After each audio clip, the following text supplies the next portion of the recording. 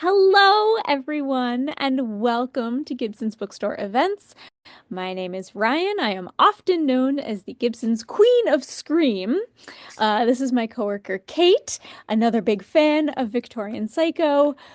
This book has made its rounds through Gibson's, and it's all started when my Norton rep, Kelsey, who is here in the audience, handed me a spiral-bound manuscript of Victorian Psycho and said, "This is the closest thing I have to horror this season, and I'm reading it right now, and it's literally making me sick. You're gonna love it." And I said, "Yes, please, thank you so much." And I went home and read it in like basically one sitting. And multiple times my husband commented on the fact that he's never seen any book affect me in such a like vocal physical manner. And, like just the absolute like cackling out loud and just like giggling to myself. And just like he was like, "I have never seen you react this way to a book." And I was like, "It's just so good." And I brought it into work as soon as I finished it, and I handed it to Kate and I said, "You read more genres than I do, and you will often read like lit fic and things like that. And so I need you to read this and tell me if I'm broken because I think this is the funniest book I've read this year." And Kate read it and also howled her way through it. Thought it was hilarious. Yep. My husband also commented on how much screaming and cackling I was doing while reading. I love all these husbands just worrying about your mental Oh, health Like, generally. It makes me very happy. oh, he'll read it and he'll enjoy it, or else. oh, yep. My husband has since read it and loved it and giggled his way through it. And thus began what I have come to call the booksellerhood of the traveling Victorian Psycho, in which every time one of us finishes the book, we hand it to someone else in the store, and then we say, "Now it's your turn," and then they devour it and love it and write an Oh, unhinged gosh. review, and then they hand it to the next person. I think we're up to like 8 or 9 of our booksellers have read it and loved it, and it's just been so much fun. That's We are obsessed. I'm so glad you are all broken inside. We are all Thank you so broken much. inside. And so needless to say, when I found out about this event, I was over the moon. I was so excited. And I can't wait to hear you two chit chat about Victorian psychos and how fun that is. I also screamed when I found out that it was being turned into a movie. So I hope to hear lots about that because that is also very exciting. Um, Again, I will take this time in my intro to remind people that the book is available from Gibson's Bookstore, even though we do keep selling out of it. But it is available. I will pop links in the chat. And again, we will have a Q&A at the end. So if any of you have questions, put them in the Q&A box or put them into the chat. We will read those later, but we also have our own unhinged questions as well that we can ask. And now for the formal introductions.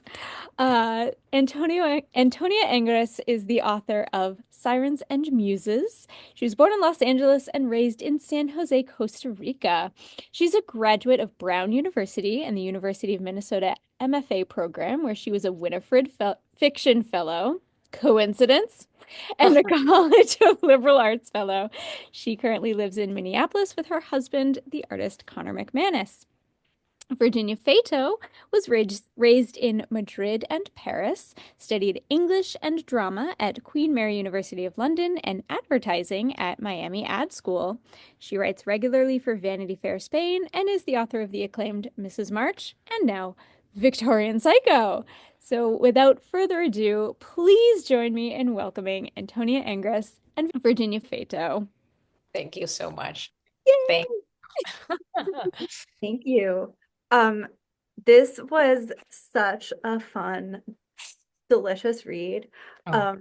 I also did a lot of cackling. My 1-year-old gnawed on this book on the galley quite a bit. which Hmm. was quite appropriate. Uh, Appropriate. yeah, Yeah. Sorry. yeah. I was like, that's exactly what you should be doing with that book. Um, I kind of just want to start off by asking a little bit about our narrator. The voice is in this novel is so distinctive. She's vicious, she's completely unhinged, but she's also really funny and really self-aware. It's a really, really unique voice. And I'm interested to hear you talk a little bit about how Winifred Naughty developed. How did she come to you? Yeah, thank you so much, by the way, for your lovely words. And sorry about the 1-year-old.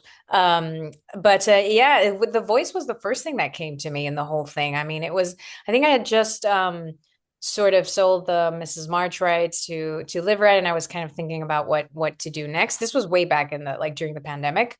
And I was, that when you're in that sort of mood and you're thinking, I mean, you're kind of grabbing everything you hear, and then suddenly at night I thought of this sentence that is still, I think, in the novel as I thought it, and I immediately wrote it down in my iPhone. And I think it was she was in a carriage and her breasts were jiggling in her corset, and that was the very first thing that I thought of ever for this novel, and I immediately grabbed it because I understood what the voice was immediately, just based on that one line. I could kind of see the sort of anger like masquerading as like humor, and I could see the sarcasm and like the naughtiness of it, and like the period, but also anachronistic. And that one line just took me into the mind of this character. And then I gave her like a job essentially as a governess, and then I diagnosed her as a psychopath. But and then the whole sort of plot just sort of developed around her. But the very first thing, as you said, was the voice. And I think there's something distinctively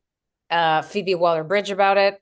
I think Phoebe Waller-Bridge has inspired me in many ways, and one of her, her famous psychopath, Villanelle, in the HBO series, in the Killing Eve series, is also kind of an inspiration for like a fabulous sort of psychopath, and just that dark humor, and then of course there was something that I was bringing, that I was kind of heaving up from, I think, Bret Easton Ellis in a way, which also I find very funny, very sarcastic, and very angry.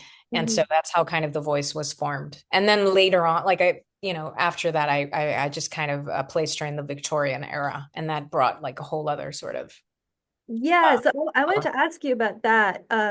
This is perfect segue into my next question. In a lot of ways, this book read to me as kind of a pastiche of a Victorian novel, just in Mhm. terms of the language and like things like the long chapter titles and like even the illustrations. Yeah. And then you're touching on some of the social issues of the Victorian era, like child labor laws or like lack thereof. So like tell me a little bit about the research that you did for this book.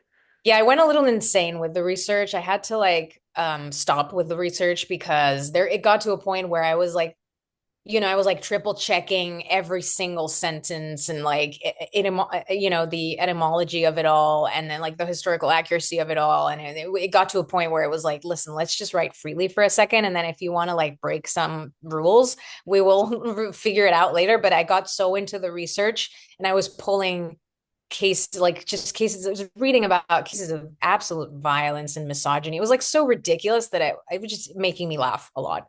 Like just cases. I think they had like an infanticide epidemic that the government was really worried about in London around this time. They were finding dead babies everywhere. There were dead babies in like, trains, in the river, just piling up in the streets. This one woman, I remember reading about this one woman who like killed her baby and then like stuffed it in a box and then sent it to like her sister in the countryside. And then of course they traced it back to her immediately and had her hanged. But like it was just like ridiculous. And I got really obsessed with the Suspicions of Mr. Witcher. Do you know this? It's an incredible novel by Kate Summerscale. It's a historical, I wouldn't say it's fiction because it's a real case, like that she documented, and it's insane about, the baby was found like stuffed into a privy essentially with its throat cut. And so just a lot, like I didn't have to, like, I just loved reading about all this. There's a lot that I took from it. And just like the biographies of the Brontes were hell of abusive and insane and grotesque. So I was having a lot of fun, but also I had to like, it was a hard time choosing. I guess is what I'm trying to say. I was like, which one to pick? There's so many. God bless it. God bless the Victorian era. It was Yeah, very let's talk about the infanticide. So I have a baby. She's almost a year old, and I confess I found some passages are really, really hard to read. I mean that as a compliment. yes. Yeah, no. Um, and Winifred obviously has zero maternal instinct and zero compunctions about hurting kids.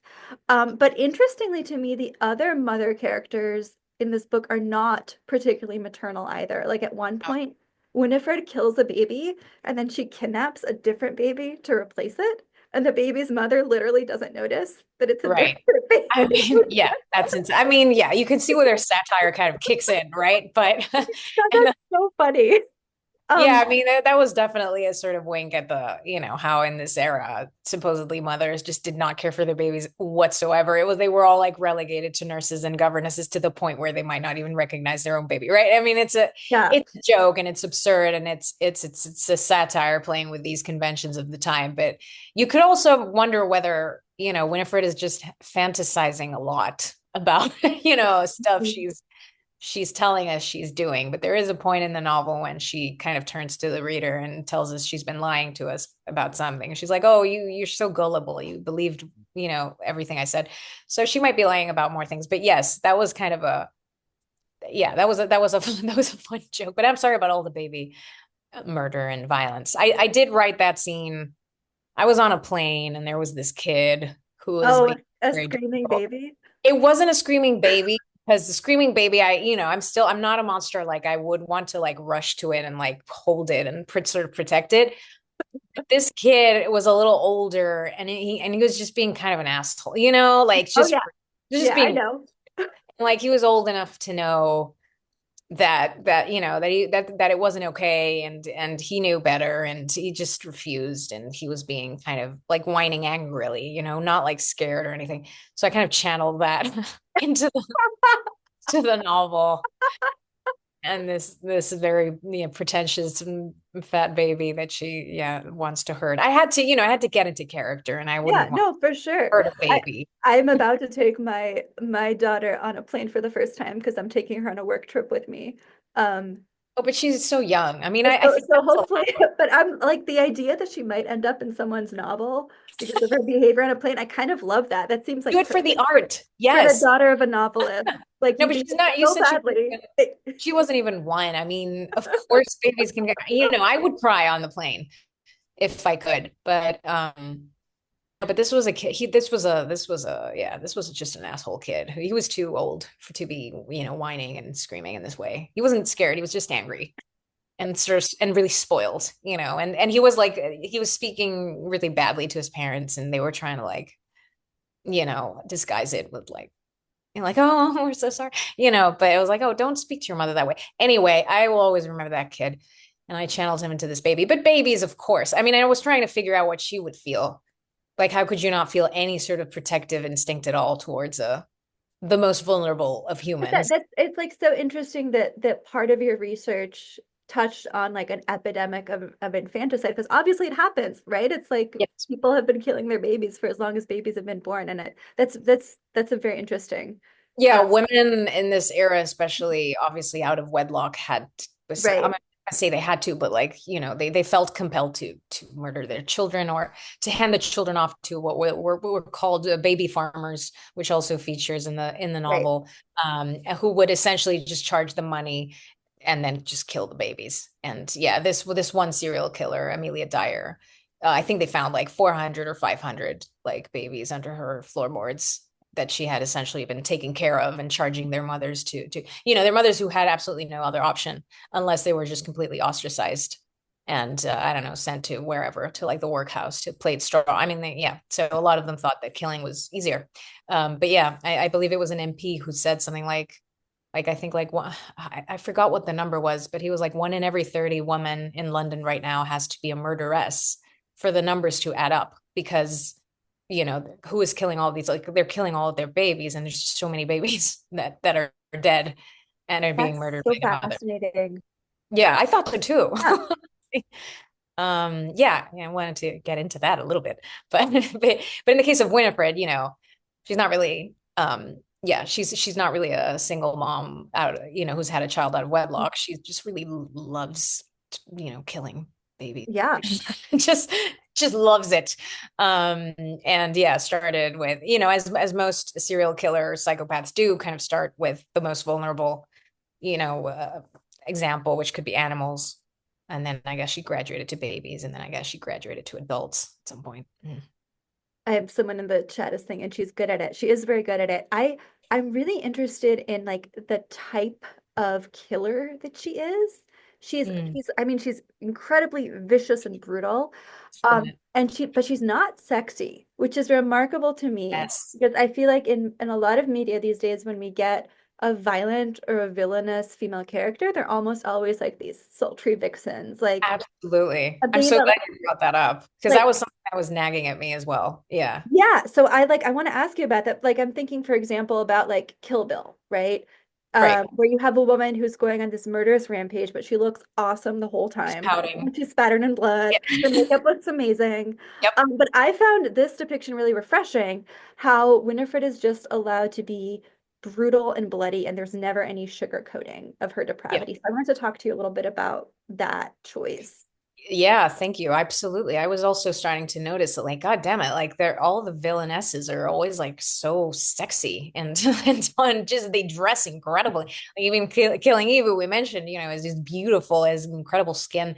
I would pay so much money for that skin. But like, yeah, why though? And then obviously when you turn to real life examples, and there are way less women psychopath serial killers than men, but like the ones we have are, I guess are representative of that group, and they're not necessarily the sexiest princesses you could imagine. And I thought it was important, I guess. And she kills indiscriminately as well. It's not because very often they'll also have like villainesses, I don't know, like thirst for revenge, like a very specific sort of, they have been wronged in a way and they must take revenge, which is very satisfying as well, like the female revenge against patriarchy. But I wanted to kind of nudge at that, like prod at it a little bit, and just turn Winifred upside down and just kind of have her murder the way a man would. And a lot of that is based on like sexual pleasure, Mhm. for example, and nothing, yeah, and not necessarily your own attractiveness, although Ted Bundy was reasonably attractive, I guess, physically. But yeah, usually that's not important with men. And I thought that that would be more accurate. Mhm. Absolutely. I didn't want her to be, yeah, I just want her to be gross and brutal, basically, which is what psychopaths probably are at Mhm. this level. Not the ones who don't murder. I'm sure they're great, but the ones who do, the ones who do murder a lot. Yeah. I didn't, yeah, there was a bit of a trope of a sexy murderess that I guess I wanted to prod at. Yeah. I'm really interested in how this is going to translate to the screen. So Victorian Psycho is going to be a movie with Margaret Qualley and Thomas and Mackenzie, and I'm assuming Margaret Qualley is playing Drusilla.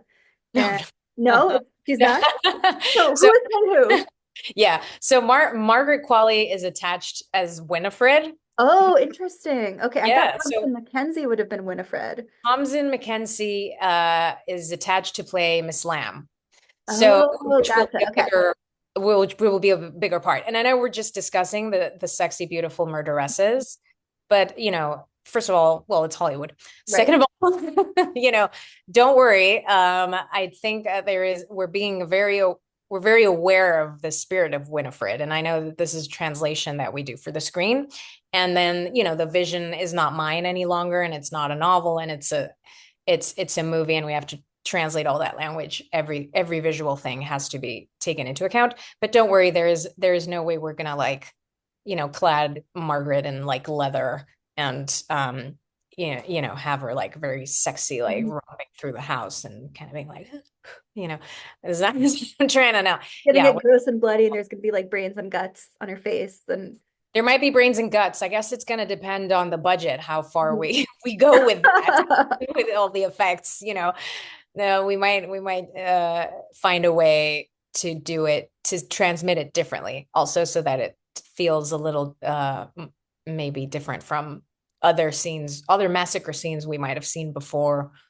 But obviously, there are a lot of decisions that I can't make. Even if I'm adapting the screenplay myself, I can't make because there's stuff like budget issues. There are producers. There are people who remind us that, you can't really show a dead baby on screen and certain rules. And when they tell you, we don't have budget for a stable, then well, there goes the stables, I guess. So we're Really, trying. they can't find like an existing stable to film in? But then you'd have to fill it with horses, Ah, gotcha. you I know, see. And that, right? yeah, that makes And sense. then servants employed to Right, care of right. the horses, and yeah, and then transport the horses, and then there probably has to be like a PETA An representative, animal, yeah, like an you know. animal. Yeah, yeah, Uh, yeah.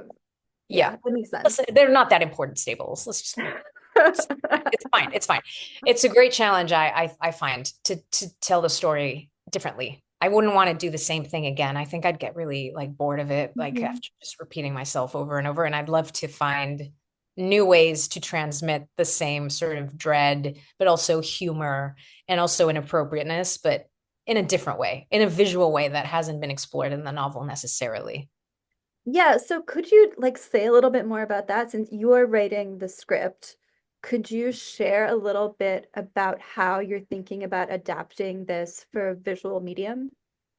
Well, I'm thankfully the director Zach Wagon is helping a lot because I would have no clue what I'm doing essentially. So I'm learning a lot from Zach, and the whole team is incredible. And there are some ideas that suddenly are, we hear them in like a different department and suddenly love it and like jump on that and want to make that a bigger like icon. But essentially, I mean, and I wouldn't give details just because, well, first of all, I'm worried every day that they'll fire me for something, Mhm. so I don't want to say too much. But second of all, because it changes a lot, because it changes kind of daily with like decisions that are made that might not be up to us. And so, but it's always a fun challenge. Like, oh, I don't know, like for example, if they're on set and we had an important scene that depended on two windows. I don't know, like maybe the body is like thrust out of one and then someone comes in the other, whatever it is. And suddenly, watching this set, they're more like maybe, there's just the one window. So we should rewrite this whole thing. So essentially this long-winded way of saying, going into specifics doesn't matter because tomorrow it might change, but essentially we're trying to make it more pure. Like we're trying to get the pure soul out of the novel and put that on screen. And that might mean, for example, well, Miss Lamb is a bigger character, for example. Other like we can't just keep like showing random characters and not like delving into it. They must have like some kind of an important role and it must work in some way for the arc of, the Mhm. characters and speak to the themes and plots. So we also have we'll potentially bunch a few characters into one, for example. So if someone's like, wait, this Miss Abel, that's, she wasn't this character. Yeah, this was another character. Well, yeah, we've maybe bunched up a few and stuff like that. And then trying just with Winifred, we are contemplating maybe a VO, maybe not. We'll Mhm. see. For that kind of running like stand-up comedy that she's doing throughout the movie. We don't want to lose the humor and we don't want to lose the weird like confused, like mixed of genres. I think Mhm. that's something that's important for now. But again, like this goes really fast and every day is like a new challenge and can't wait to see. This is like musical chairs, when the music ends, which version of the script we'll be sitting on. Yeah, but hopefully we have something that feels different. I think that's what we're. I Yeah. can't wait to see it. No, I This don't, is me like, neither. yeah, like this is so, I mean, as I was reading it, I went into this book knowing that it was getting adapted and it's already such a like strikingly visual novel. Yes, Um, we're and trying to get more visual, even more visual. this goes a little bit into a kind of a niche question. I Yeah, was really, I don't, this is not a super important part of the book, or correct me if I'm wrong, but I was really interested in the way food is depicted in the novel. You yeah. have all these really rich descriptions of meals, but the language is incredibly visceral and revolting. Oh Like, yeah. like, You write, oysters are slurped alive along with their hearts and anuses and whatever watery algae they have excreted.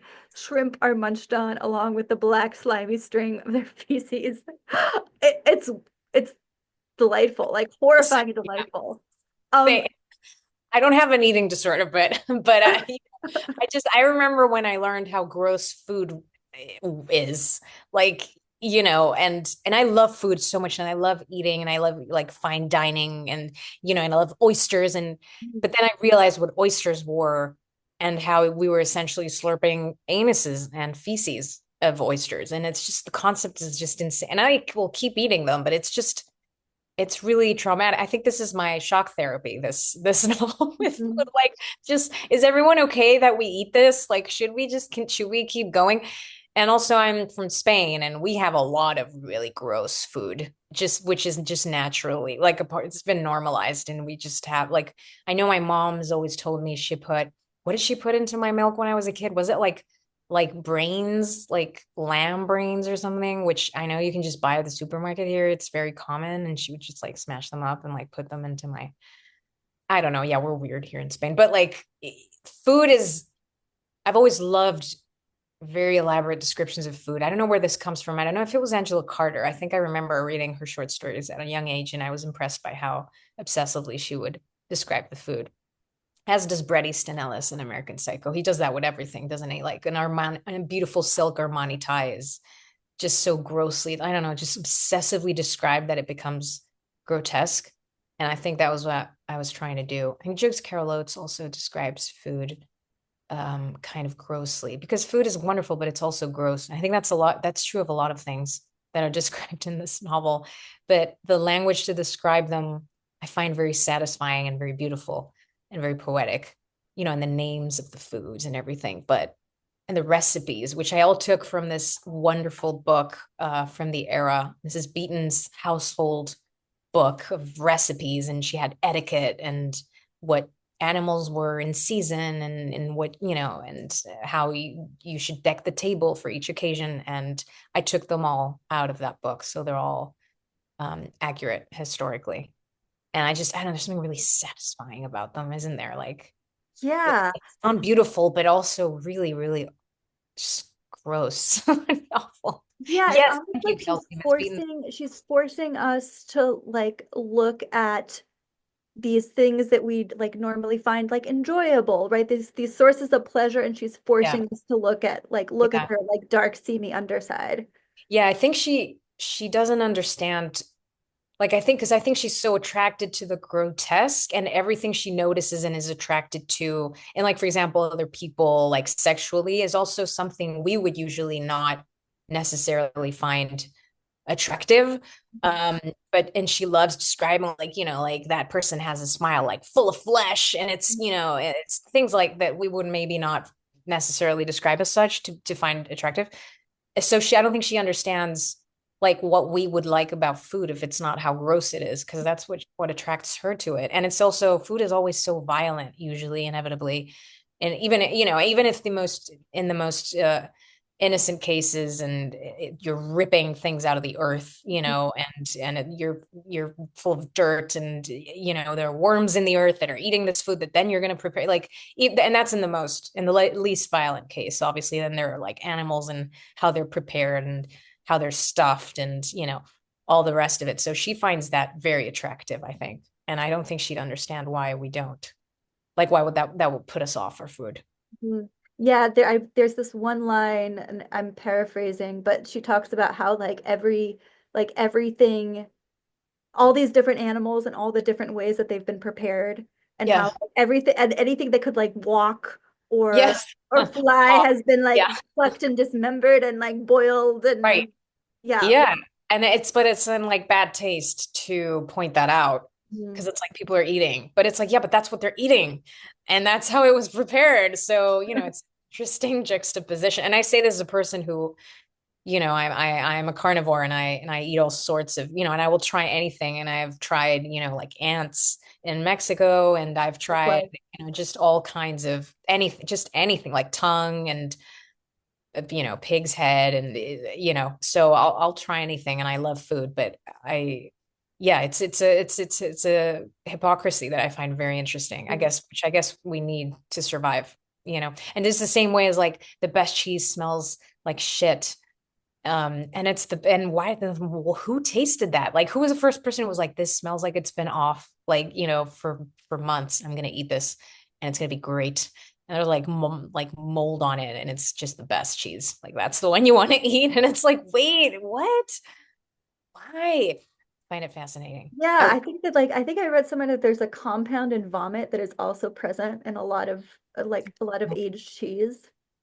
you know, that's interesting because I remember once like scrubbing the floors with this really strong like ammonia solution, and it had like lemon in it, and I was like, that smells like vomit, like the acid in Mhm. vomit. Does vomit smell like lemon? I don't know. Yeah, and I got into like a whole thing about that.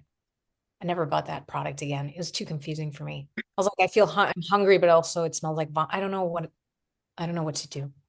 And a lot of times I'll feel nauseous, and that'll be my cue that I'm hungry. So I don't know what's up with that. Yeah, yeah. Food is lovely, but it's gross. Yeah, I think that about a lot of things that we've kind of come to normalize, like our own bodies and bodies are gross. Yeah, menstruation and yeah, just yeah. a lot of things that I have trouble with. Yeah. So I have one more question for you, and I think then we'll open it up to the audience questions.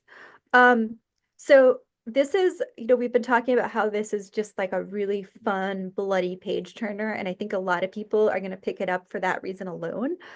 But you're also grappling with kind of these big abstract questions like good and evil, the nature of evil. Do people become evil? Are they born evil? Yeah. And I was curious about, whether you set out consciously to write a horror novel that engaged with sort of these big philosophical quandaries of why do people do horrible things? Yeah. Or was that something that developed while you were figuring out who this character was? That's such an interesting question. I think I set out above all maybe to write a character study, um, as I did with Mrs. March. And I think, I mean, I don't know, we'll see, but like all my novels probably will be some kind of a character study and kind of a psychological analysis of a human mind, and the choices it makes and the potential reasons why. So that's what I set out to write, and but that was going to be very psychological and kind of profound. And so I knew it was going to pull a lot of, and if once I decided she was going to be a psychopath, that led me onto a whole lot of other philosophical questions like, are psychopaths born or are they made? And like they're so difficult to like diagnose, but apparently they live among us. It's kind of like they're like vampires or something. Like I don't know, who knows who they are. Apparently A there's a lot of lot. CEOs apparently are Apparently they're all on Wall Street. I don't know. But who knows? And it's kind of hard to tell. And none of the serial killer psychopaths we know of have had happy childhoods. But is that a reason? Or like would Winifred have acted the same way if she'd had a lovely, privileged childhood?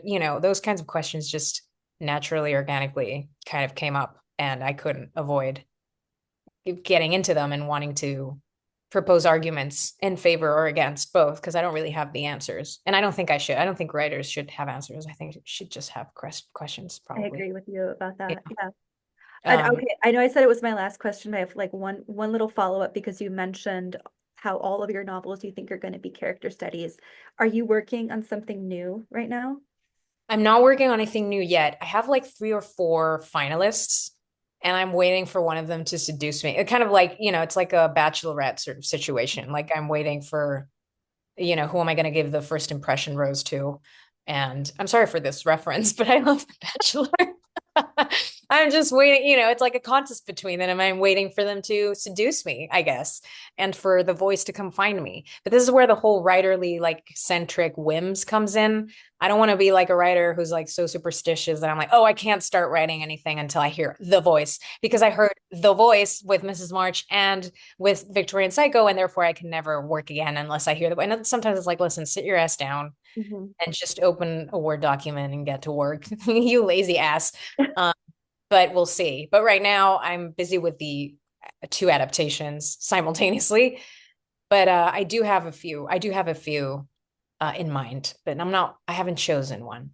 I flirted with all of them, like, oh, like what would the opening chapter be, but haven't set out to write one yet. All right, well, I'm looking forward to the next one. Oh, thank you. I don't know what to do. Yeah. The second book pressure was real. The third book pressure is real as well. Maybe I'm just done. Maybe I'll just write from like a pseudonym or something, like a children's books series or something. I don't I'm know. just so impressed that you followed up your first book so quickly. I'm having a bear of a time with my second novel. Well, Like, wasn't your like just very recently published? my first book came out in 2022, so it's been a couple of years now. Yeah. Yeah. No, it's been awful. I started writing this in 2020. Mm. And and I was recent. It took me a long like it took like a year to like research and really get into the writing, but still the first few passages I wrote in 2020, but I handed in a first draft that was awful. It was just not working at all. And it was just relentlessly violent and had no development of any kind whatsoever. And then no chapter had like nothing. It was nothing. It was just a vomit of shit, basically. So that Sounds like wasn't a first draft. sure. Yeah. Yeah. But I guess I wasn't expecting, after Mrs. March, it was like, you're welcome, like I'm a genius. And, I had a hard time editing. I hate editing. I hate editing. Oh, really? I love it. I hate first drafts. I love editing. Listen, all the best authors love editing. And so I know that like it doesn't bode well for me, but like there's nothing I love more than the blank page. I love it so much because you haven't fucked up yet. And there's still hope that maybe it'll be perfect magically, right? But then editing it just means that you have failed and you must atone for it. Just me? No. Oh gosh, yeah. I want to steal some of that like love for the first draft because that's the part I hate it. It's good. It's like maybe they'll all love it. It's like Schrodinger's draft. Like, Yeah. it's dead and alive. It's loved and hated all at the same time, and you don't know which way it's going to sway. Maybe I'll just write a first draft forever and never publish anything. Avoid editing forever. Yeah. Oh goodness. This has been so much fun. So I'm gonna toss it over to Kate and we're gonna ask you a few questions on our side. And if anyone in the chat has any questions, feel free to pop those in and then we'll let you all go. So, jumping on to our editor train, thank you for that perfect ramp. What did you put in there that your editor said, too much, too gross, too psycho, take it out? My editor was so great because a lot of it wasn't about like, it's too much violence. A lot of it was like, yes, but how can we like specify the violence? Like what violence specifically, which I loved. But there was a moment when she was like, you can't kill the dog. Like I will not allow it.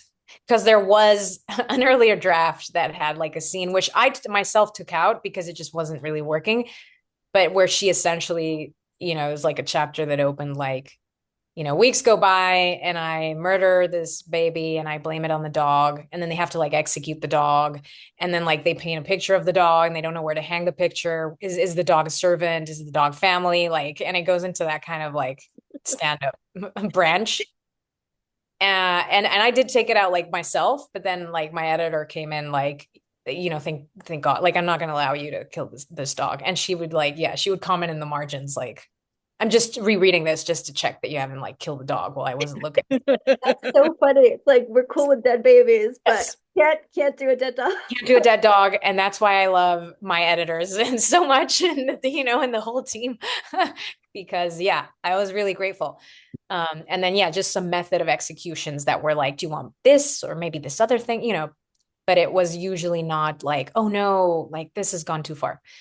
I think I just tried to kind of not censor myself, but like find a balance that would work for me as a reader with where you need the violence. You can't show away from the violence because why write a first person novel from the point of view of a psychopath? Like it has to, let's be honest, it has to be really, really awful and fucked up in there.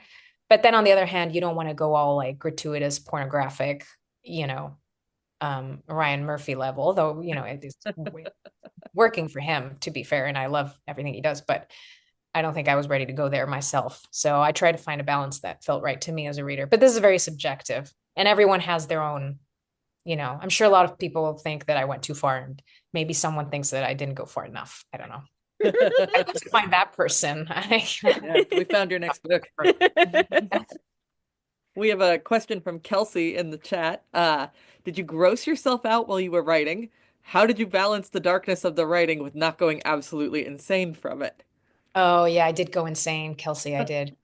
Um, I grossed myself out a lot, and a lot of, you know, a lot of this was like it was therapeutic for me because everything grosses me out, because and I have OCD, and I have like hygiene OCD, and I, you know, I'm very aware of like everything my body secretes and everything that exists that, you know, has shit and bacteria in it. And then just like there's a whole paragraph about menstruating that I was kind of, I'm asking for help because I'm not over it, and I am very traumatized by this concept.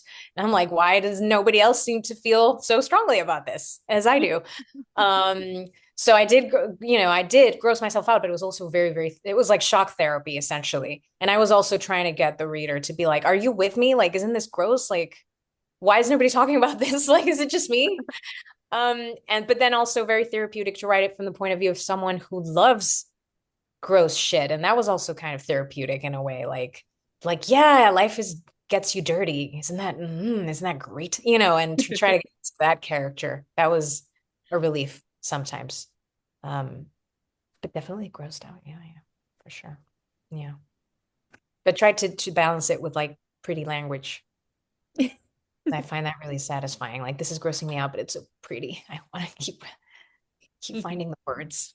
Mm. Let's see here. We've got another question also from Kelsey. Thank you, Kelsey. What do you say to people who loved Mrs. March and then they pick up Victorian Psycho?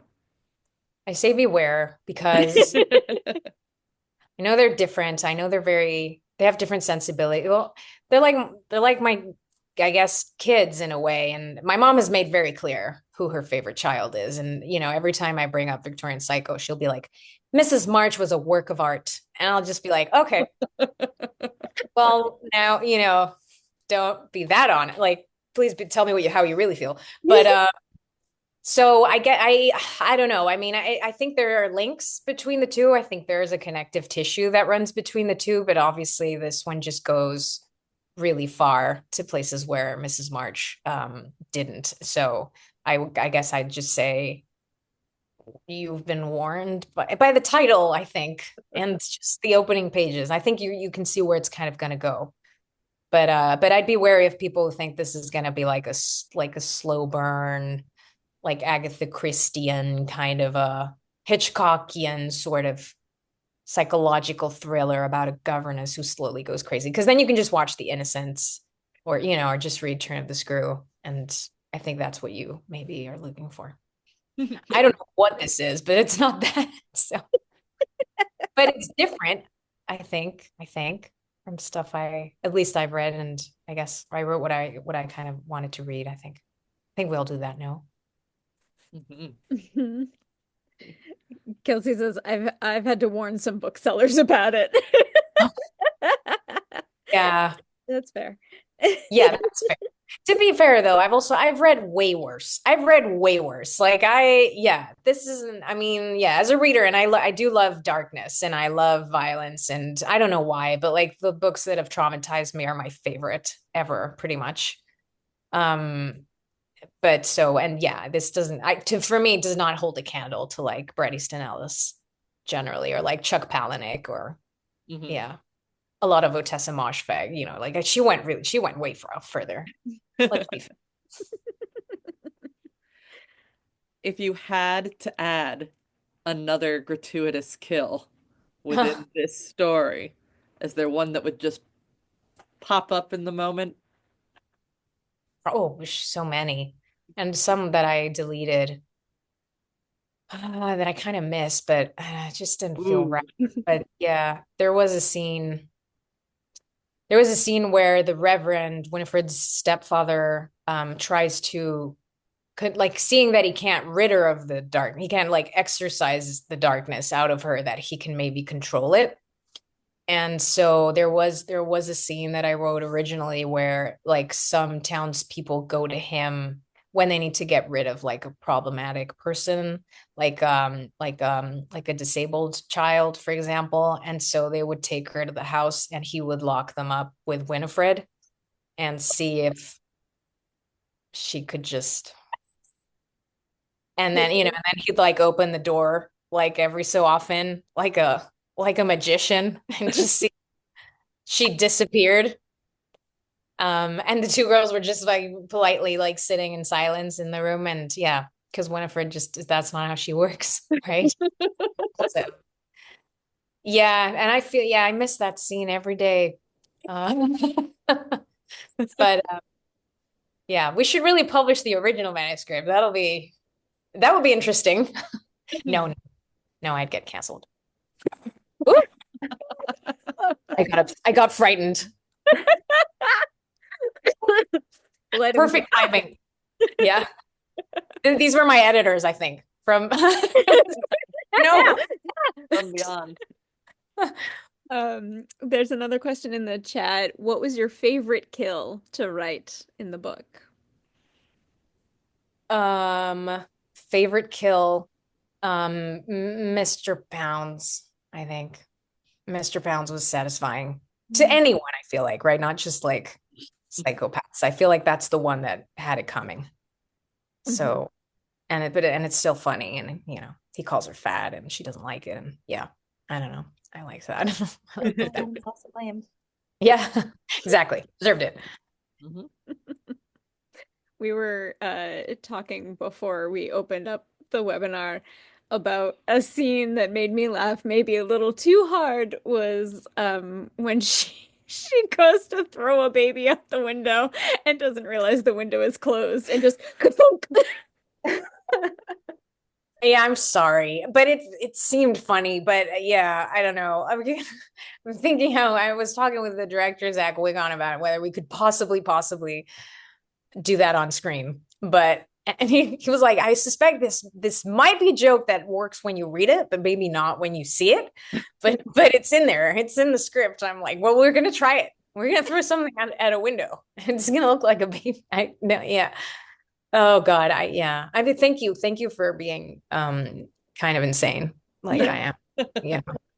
Yeah. I wrote this book for you. Yes, we feel it. Oh my gosh. Do you have any other questions on your list? Questions? I You hit so many of them. I really wanted to know about the research and what terrible things you found that didn't make it in, and just now I know I'm going to spend the entire afternoon Googling this epidemic of infanticide. A lot of great cases there. A lot of like just great examples. I don't know. I could pull up my historical notes that I couldn't use completely, and just yeah, so many. I remember there was a poisoning, like a mass poisoning with candies with kids. I forget where it was in the UK, but like because they would substitute, what was it? Sugar for it, which was expensive, and kind of making this up, but like, bear with me, but like some like ingredient they would just kind of substitute for like, cement essentially or whatever. And then someone like fucked up and they used arsenic and they just killed like a whole village of kids with, these peppermint candies. But everyone was okay with the cement. They just didn't like love the arsenic. It was like really, I don't know. It was insane. It was an insane time. We've been telling a lot of people who are kind of hesitant, like, oh, I don't know about horror. I don't know about horror. Well, a lot of the horror is just the time in which these people exist and being a woman in that time and how people can just talk about and whatnot. We're like, I know it's going to be gross and gory and bloody, but you can lean on that part. You'll be fine. Yeah.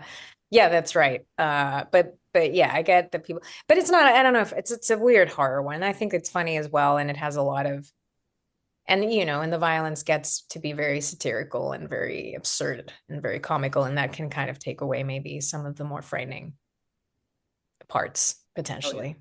Yeah. Yeah. That's how I would manipulate them into Yeah. reading something they don't want to read.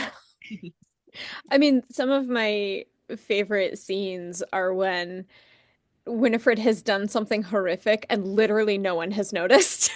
Yeah. It's Yeah.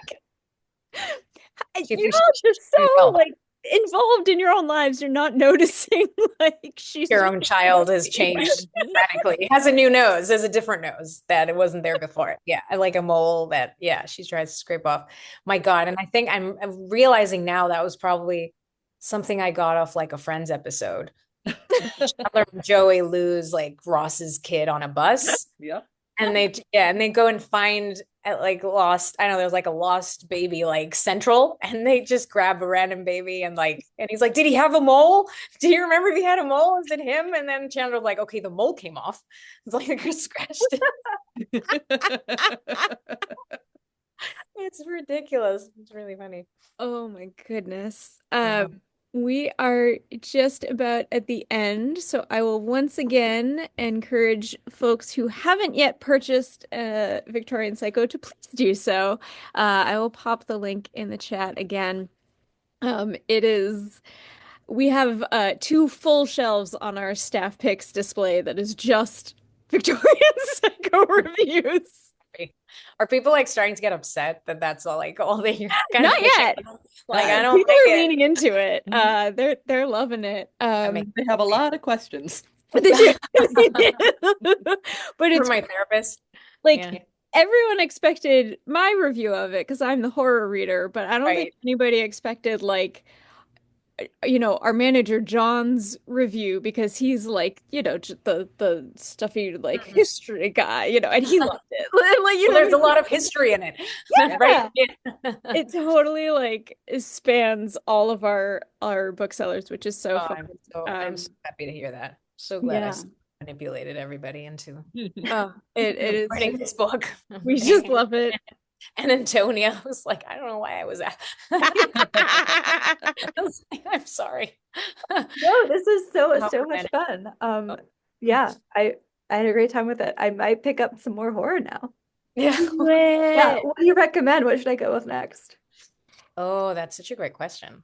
That is I hadn't read, and I recently read and was incredibly fell in love with Come Closer by Sarah Grant. yes. That was such a dread-inducing, but also kind of funny, but really insane, but small book, like a huge small book is how I would describe it. So I Come Closer. I'll check it out. Closer by Yeah. Sarah Grant. Sarah Grant. I also just read that one like a few months ago. A customer was like, "Oh, you haven't read this? You need to read this." And It's insanely good. It's so good. I think I heard that the movie rights had been snapped up, so too late. But I really loved it. And then there's one that I don't know if it was I don't think it was marketed as horror, but I consider it to be horror in a way, which is The Glutton. yes, Thank you, Blake. Love that book so much. It's kind of horrifying, right? And I was reading it, and I was already finishing the editing for Victorian Psycho, and it was already going into production, but there were so many things that I was like, oh, I wish I could have stolen this, because I see connections with Victorian Psycho and the humor and the violence and it's really funny, and it's beautifully written. I was really, really jealous. That novel. we love that book. Tarar is our favorite hungry boy. Big fan. We love him. Amazing. Well, Virginia, Antonia, thank you so much. This was so much fun. And everyone go read Victorian Psycho. And if you've already read it, read it again, because you're going to love it even more the next time. And to someone else. They will love it too. Yes. Thank you so much, guys, for your effusive support. It's so great to see. And thank you, Antonia, so much. And I'm sorry about your baby. I will be thinking of them so much, but in a good way. And I'll make up for this. Maybe I'll write like a hero baby character. in the next, Absolutely no need. just inspired by your beautiful child, who I'm sure is wonderful and will have a great plane ride. And I will fight whoever, Nobody will try and toss her out a window. nobody. I will not allow it. Amazing. Have a wonderful rest of your day, everyone. Thank you so much. Thank you, guys. Thank you.